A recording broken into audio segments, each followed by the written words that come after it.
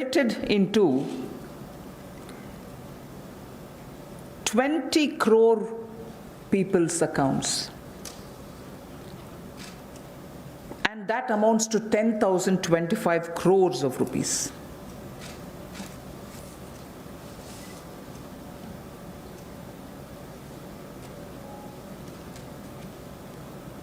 The building and construction workers received their financial support amounting to 3,950.35 crores, and their number, the building and construction workers' number, is 2.20 crores. Imagine each one of these numbers and their implication in terms of size. And all of them received the money directly into their accounts purely because DBT was possible. 6.81 Ujjwala Yojana cylinders have reached the beneficiaries, and they were free cylinders because we had promised up to 3 cylinders in those 3 months. Over 12 lakhs of EPFO members have benefited by the online withdrawal of non-refundable advance, and that amounts to 3,660 crores. So I can further go with the numbers, but just to highlight what the technology-driven DBT has given us at a time of emergency, a pandemic. And that is something which I want to draw your attention to. We immediately responded by giving food grains, cooking gas, cash where it was required, and immediately, that is. And most of them were front-loaded also.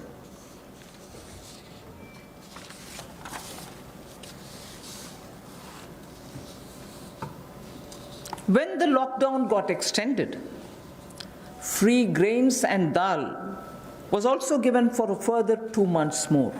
Free grains and dal was also given for 2 months more.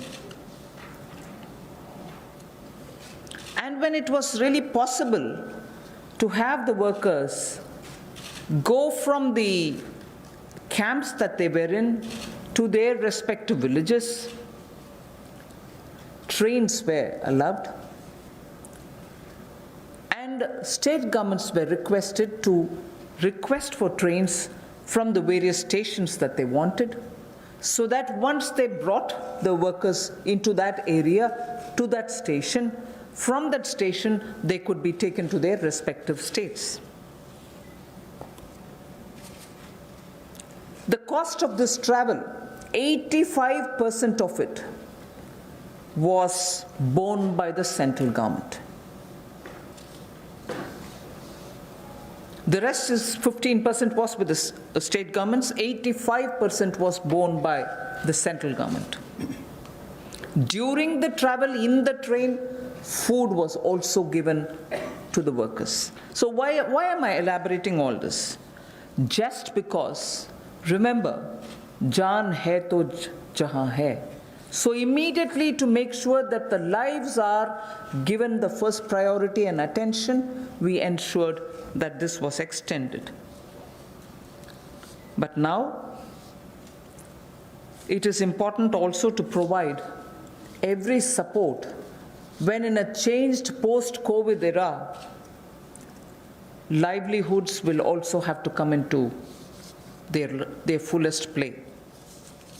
So when the lockdown gets lifted, and when businesses, after facing severe, stressful conditions of business, will be coming back to say, can I start my work back again? Can I get my workers back? Or do I have the money to buy the raw materials? Is it enough for me to pay the wages which is due? All kinds of considerations are going to come up, and many of them may also wonder if they were reaching a stage of bankruptcy. So all this has been kept in mind when we are addressing the issues of land, labor, liquidity, and the laws. So today, and like the days earlier, the 4 days earlier, our attempt is to make sure that, like the way we gave in PM Garib Kalyan, we attend to Jan, but also make sure that environment is all right now for everybody to start protecting their work, their businesses, their homes, and everything else. Today, I have 7 such steps to tell you, and the order in which I'm saying them are: the first one is Mahatma Gandhi National Rural Employment Guarantee Scheme.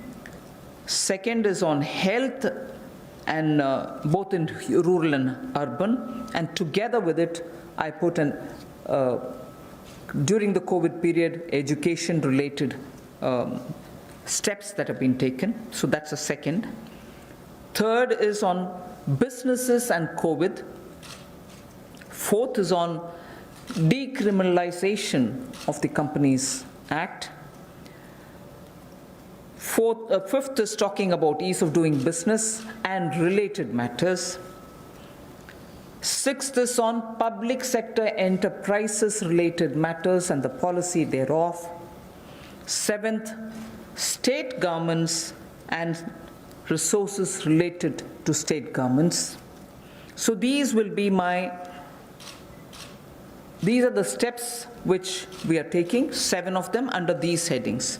And the last, of course, I will be coming to tell you about the 20 lakhs.